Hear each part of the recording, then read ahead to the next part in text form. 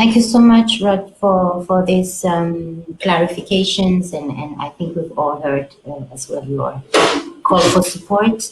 As we have seen, this culture of impunity goes beyond the Northeast conflict. This is not specific to this area or this situation, and this is the moment to let the opportunity to DJ Switch to talk about this huge and tremendous movement around NSAS movement against impunity for police violence.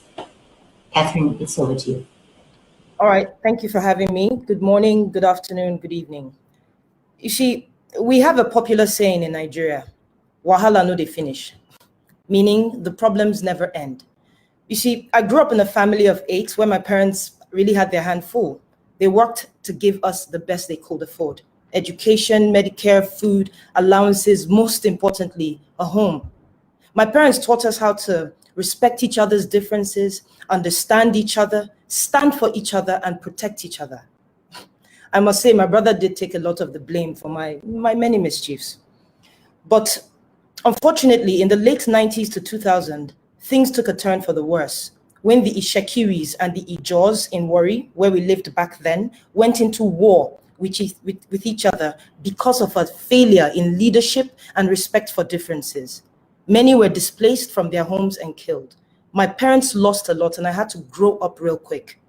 This was my first real encounter with insecurity, a lack of accountability, and irresponsibility. Nigeria is home to over 200 million brothers and sisters that are beautifully diverse in tribe and faith.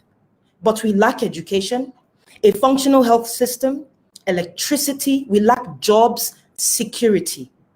The basic things that any parent, guardian, and in this case, a leader should provide so that we can achieve our ambitions. Instead, these basic things have been weaponized by our leaders and used against us, used to lure us to do their bidding, used to oppress us, keep us too hungry to be angry, used to kill us. So, dear Agnes, it was indeed hopeful to see the new generation of Nigerians stand up for Nigeria, not religious or tribe-based. But if we don't act, this new generation will be haunted like myself, wiped out, or succumb to the will of a dying generation.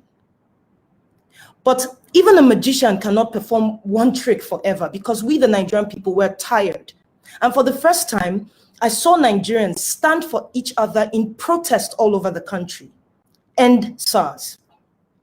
Now, SARS is the Special Anti-Robbery Squad Unit, which the government rebranded to SWAT, after disbanding the said SARS over 3 times and twice in 1 year. SARS have a track record of more daylight robbery than actual robbers. They've murdered more innocent citizens than murderers in the society, more rape than the public is even aware of, constantly exhibiting their lack of intelligence and training by harassing Nigerians, either because of how we look, the hair we have, the cars we drive, or if we have tattoos on our bodies. When you speak up and ask what you may have done wrong, they beat you up, lock you up, or kill you altogether. Now, this gave birth to a movement, End SARS, a movement against police brutality, which has since become a much bigger movement against bad governance. And the reason is simple. From the President, General Muhammadu Buhari, downwards, they are all SARS. You see, because this is a government, yes, that would rather silence and kill its citizens rather than be guided by their concerns and their cries. Hide COVID-19 palliatives, mind you, that were donated rather than feed its people. One that would rather spend quality time with his cows rather than address its citizens. The same government that chose to inject rogue elements into peaceful protests rather than protect its people, but choose to cuddle terrorists. It is the same government that froze the accounts of protesters and seized passports, but cannot seem to trace the accounts that sponsor terrorism.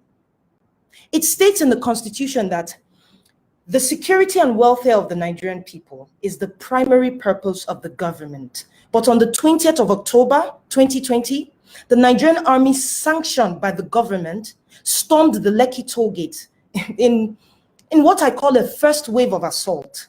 No warning, no dialogue, just guns blazing, shooting into a crowd of the bravest set of people I have ever met. Braver than the men and women trained to be brave, braver than the government officials who sent them there. They shot at us with live ammunition. We braced ourselves, we screamed, we sang, we cried, all while waving our Nigerian flags.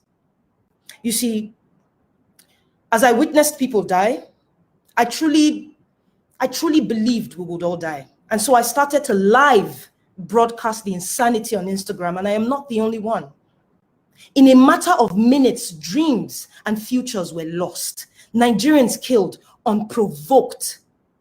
But the commander of the 65 Battalion, Salisu Bello, claimed to have given us water and drinks that night.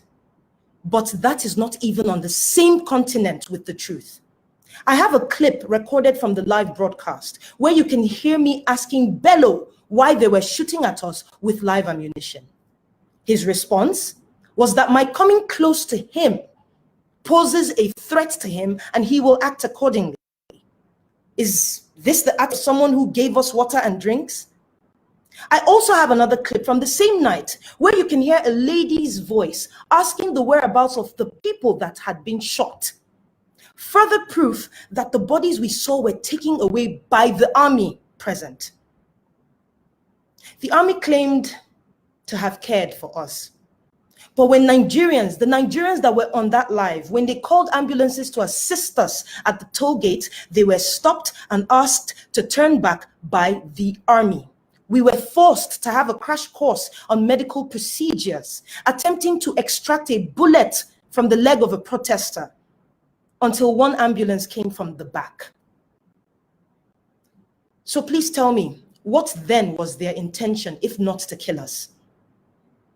At this point, we had counted 15 bodies. A few hours later came the second wave of assault by the Nigerian police with the same modus operandi, killing, injuring those of us left at the toll gate. The same police also shot at us the next morning. Now listen, this is just one incident. There is Obibo, there's Mpo, there's Zabamari, many more. The Nigerian authorities, under the poor, corrupt and misguided leadership of President Buhari, down to his cohorts, Governor Jide Sanwo-Olu, General Tukur Buratai, Brigadier Taiwo, F.O. Omata, Lai Mohammed, and many more. They have all tried severally to deny these events, while in the same breath contradicting themselves. This government continues to fail in doing its duty as what I would have called an elected government, if that was not riddled with corruption itself. And so today, I urge you, as members of part of the global governing body and other members not here present today, to take necessary and swift actions in ensuring justice is served to the Nigerian people. Through your investigations, I believe you will find ample evidence to bring charges against the elements in the Nigerian government. Please do not continue to place us at the back burner or say we are not a priority. Do not turn a blind eye to a nation with immense potential to be on the world stage if only these potentials are harnessed and not killed off. As Nigeria is a member of the United Nations, which says membership is open to all peace-loving states, it is evident in that statement alone the state of Nigeria has failed. Our leaders too greedy, too corrupt, and quite frankly, unequipped intellectually, mentally, physically, to protect Nigerians or move the nation anywhere. If it is indeed true that the First Lady of Nigeria, Aisha Buhari, can relocate to Dubai, citing insecurity in the presidential villa, Aso Rock, the most secure building in Nigeria, then I ask, where do we, the average Nigerian, go? Mr. Rod, you say your office has about 80 investigators. It was funny when you said it, but I can assure you, Millions of Nigerians are willing to help provide all you may need to reduce the potential burden on this request. We only have our voices. That is all we have. As a people, we are using it to sorosoke. So please listen. As Agnes said, the country is a keg. It's sitting on a keg of gunpowder because of all the things that we have been deprived of. I am advocating for all types of peace, but justice. And through justice is the only way peace can truly thrive. It is now your duty to help us show that democracy, accountability does not only belong to a certain group of countries, but to all. As I said earlier, wahala no dey finish. But that does not mean problems are not solved. The time for action is indeed now. Thank you. Thank you so much, and thank you for using this your fame to raise awareness and to fight for this for justice for all. Thank you so much for this. Unfortunately, I think we have now come to the end of the session. I didn't see any specific questions, so I guess I've seen a lot of comments that all of you have probably seen.